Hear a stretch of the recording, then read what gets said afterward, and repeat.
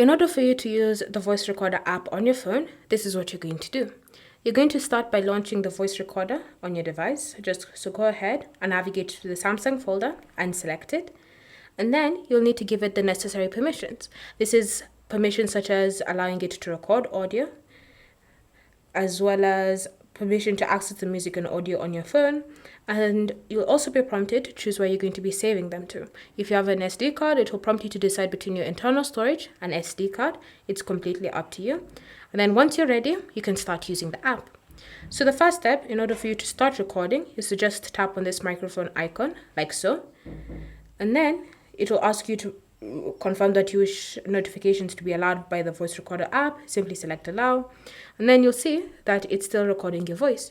So you can go ahead and continue with your interview or whatever it is that you want saved. If you wish to pause, just tap on the pause button, and then it will be paused. To resume, tap on the record icon again, and it will resume. If you wish to stop it, just tap on stop. And then you'll be prompted to give your voice recording a name, as well as choose a category or a folder you want to save it to. You can choose to create one, or you can just choose to leave it as it is, and then select save.